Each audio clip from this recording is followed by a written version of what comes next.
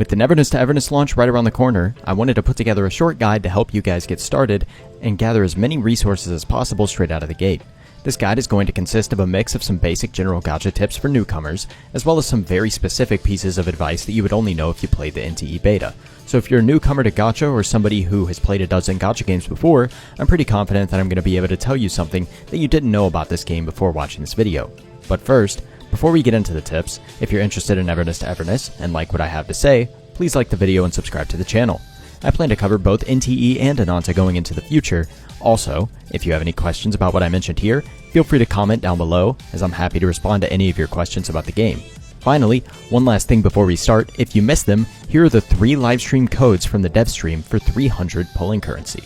So first things first, the Tycoon System is going to be an absolutely massive part of your progression in Neverness To Everness, and will be crucial to level this up to have access to the most optimal ways to farm gear and access activities. The Tycoon System is unlocked by talking to Cheese outside of the bank, where she will give you a tutorial on how to level up. Through the Tycoon System, you're going to be able to unlock properties, where you can access some extremely important features of the game, which I'm going to get into later. But before we move on from the Tycoon System, I wanted to tell you about how to unlock Cheese. Cheese is an S-rank character that can be unlocked for free through leveling up the Tycoon System, alongside all of her duplicates and her signature weapon. Cheese is also currently looking to be one of, if not the strongest main DPS characters in the game next to Nanalie in the CN tier lists, so being able to get her for free is going to be absolutely massive for everybody's accounts. Once you've unlocked the Tycoon System, leveling up your account level should be your next priority. One of the main things I recommend focusing on while you're leveling up is the Hunter's Manual. If you've ever played other gacha games, you're likely familiar with the progression books that accompany the early game leveling experience, but if you're new to the gacha space with NTE, focusing on completing this booklet is a great idea, as it's going to grant you rewards that correlate to the level of progression which you've reached within the book. The book is also designed around having objectives that are completable within the part of the game that your progression is currently at. So following the objectives set in the book will help you to chronologically unlock many of the systems in the game.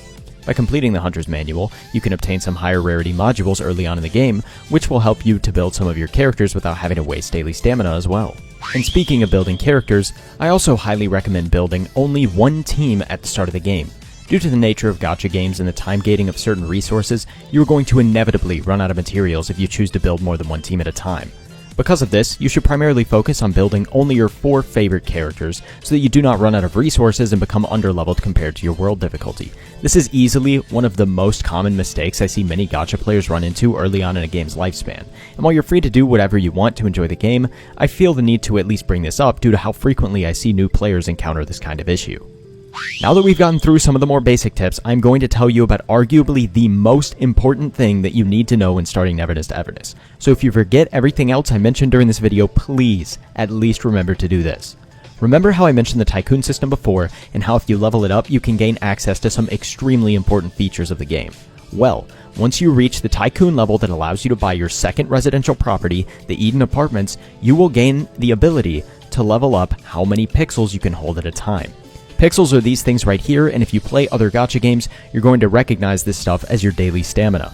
The station that allows you to upgrade this is called the Dreamweaver's Knot, and if I have any footage of it, I'll put it right here. Your first priority should be to get the Dreamweaver's Knot to level 4, as this will have increased your total daily reserves by 100, with level 6 being the second priority, as it will allow you to hold enough pixels to do 4 runs of 2 times rewards at maximum capacity. Leveling this up is going to allow you to earn exponentially more gear, as well as experience for your account level progression. And since we're on the topic of systems available within the residential properties, there are 2 more that I want to discuss. Starting off with the Hamster Ball, as it's going to end up saving you tons of stamina in the long run. The Hamster Ball is a station found within the residential houses that allows you to obtain 1 free piece of gear every day, without having to use any pixels. This station can be leveled up to include higher tiers of gear, meaning that over the course of your time playing this game, you will accumulate hundreds of free pieces of gear without having to waste any resources. Similarly, there's also the Butler, which can be unlocked in the second residential house. The Butler allows you to instantly farm domains for gear, talents, money, etc. several times a week, depending on the level. This means that if you're short on time and you haven't used your allotted quick farms for the week, you can quickly pop the game on, go to the Butler, and have it immediately farm rewards for you from whichever domain that you end up choosing. Moving on from the residential systems, there are also several other important things that you should be doing while playing to maximize your resources. Oracle Stones are going to be a super important thing to pick up across the map, as that will allow you to get pulling currency as well as increase your stamina cap. Make sure that you pick up any of these as you're wandering around, as there's literally a bajillion of them on the map, and increasing your stamina is going to make your life so much easier when you're in combat, particularly boss fights, as some of the bosses have special mechanics that may need you to run or dodge a lot. To turn these Oracle Stones in, you can go to the witch's house inside the city, where you'll meet Blackbird and her biblically accurate hat. Something else I wanted to touch on as well is the gear system. NTE has a very unique gear system that is going to end up encouraging you to keep a lot of your lower rarity modules early on in the game. This is because of two major reasons. Firstly, every character's console has a massive amount of space for different types of modules, meaning that you're going to need a ton of modules early on to help fill out your character's available console space. The second, and more important reason, is that the modules give inherent stat bonuses to your characters depending on the types of modules that you use. For example, in the beta, giving Mint modules with 3 nodes would give her flat crit rate stats per module with 3 nodes equipped. This means that even if the module itself has completely useless stats, merely just equipping it would end up benefiting you with the highly sought after crit rate stat in Mint's case, despite any of the other random stats that were on the piece. Modules can also be farmed for several characters at once, as they're not divided up by different set bonuses like in other games. For these reasons, I highly recommend keeping all of the modules that you earn early on in the game, regardless of their substats, because you are probably going to find a use for them somewhere. And last but not least, and I think this is something that a lot of people are going to need to hear, please, please, please do not waste your tri-keys in the S-rank weapon store.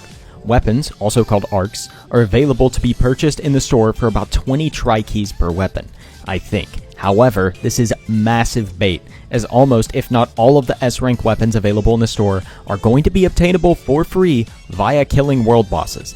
This is actually a mistake I ended up making when playing through the beta, as I didn't know that the majority of the S-rank weapons in the game were farmable through the PvE challenges. Tri-keys are going to be an incredibly valuable resource for obtaining limited S-rank arcs on the weapon banner that are specifically designed for the limited banner characters, so wasting them on standard S-ranks in the store is going to significantly hurt you in the long run. Also, one thing regarding standard S-rank characters is that you can save up for them using premium currency that you get refunded from pulling to purchase any of the standard S-rank characters for free, so please keep that in mind as well before using your cashback on more dice, weapon pulls, etc., as you cannot lose 50/50s to standard banner characters in this game. Alright guys, so that wraps this one up. Let me know what you think about this game down below and whether or not you're excited for the release on Wednesday. I personally can't wait, and I'll be sure to have even more content coming out over the next few weeks. Drop a like, sub, comment, whatever else, and I will see you guys next time. Thank you all for watching. Later.